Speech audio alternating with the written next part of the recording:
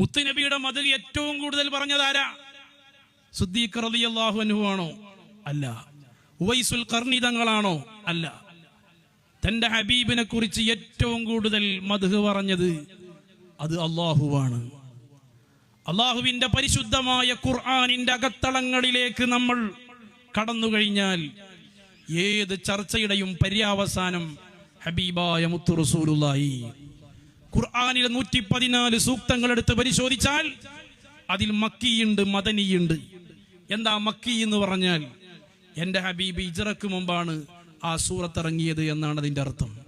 ഒരു സൂറത്തും മദനിയാണെന്ന് പറഞ്ഞാൽ എൻ്റെ ഹബീബ് മദീനത്തേക്ക് ഹിജ്റ പോയതിന് ശേഷമാണ് ആ സൂക്തം ഇറങ്ങിയത് എന്നാണ് അർത്ഥം. ഒരായത്ത് ലൈലിയാണോ നഹാരിയാണോ എന്ന് ചർച്ച ചെയ്യപ്പെട്ടാൽ ലൈലിയാണെങ്കിൽ എൻ്റെ ഹബീബ് പാതിരാത്രിയിൽ, എൻ്റെ ഹബീബിന്റെ രാത്രി സമയത്താണ് ആയത്തിറങ്ങിയത്. നഹാരിയാണെന്ന് വെച്ചാൽ എൻ്റെ ഹബീബിന്റെ പ്രഭാത സമയത്തിലാണ്, പകലിലാണ് ആയത്തിറങ്ങിയത് എന്നാണ് അതിന്റെ അർത്ഥം. ഒരായത്ത് ഹലരിയാണോ സഫരിയാണോ എന്ന് ചർച്ച ചെയ്യപ്പെട്ടാൽ എൻ്റെ ഹബീബ് കസ്വായിന്റെ പുറത്ത് യാത്ര ചെയ്യുമ്പോഴാണ് ആയത്തിറങ്ങിയതെങ്കിൽ ആയത്തിനെ കുറിച്ച് സഫരി എന്ന് പറയും. ആ അല്ലാഹുവിന്റെ ഹബീബ് യാത്രയിലല്ലാത്ത സമയമാണോ ആയത്തിറങ്ങിയത്, എന്നാൽ ആയത്തിനെ കുറിച്ച് ഹലരി എന്ന് പറയും. ഇങ്ങനെ ഖുർആനിന്റെ ഏത് ചർച്ചകളിലേക്ക് കടന്നാലും ആ ചർച്ചകളുടെ പര്യാവസാനം ഹബീബായ മുത്തു റസൂലുള്ളാഹ് മുത്തുനബിയിലേക്കാണ് എത്തിച്ചേരുക.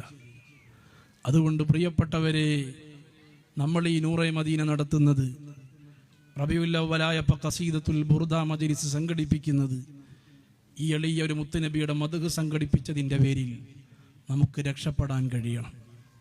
ആ രക്ഷപ്പെടേണ്ട ഏറ്റവും വലിയ സന്ദർഭമാണ് നമ്മുടെ ഖബറാകുന്ന വീട്.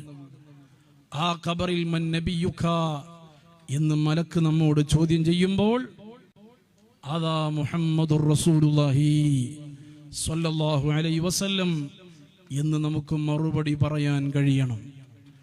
ആ മലക്ക് നം കനൗമത്തിൽ അറൂസ്, ഇനിയൊരു പുതിയാപ്പള കിടക്കുന്നത് പോലെ ഈ ഖബറിൽ നിനക്കന്തിയുറങ്ങാം എന്ന് ആ മലക്ക് പറയുന്ന വിധത്തിൽ അല്ലാഹു നമുക്കെല്ലാം അതിനുള്ള സൗഭാഗ്യം നൽകുമാറാവട്ടെ.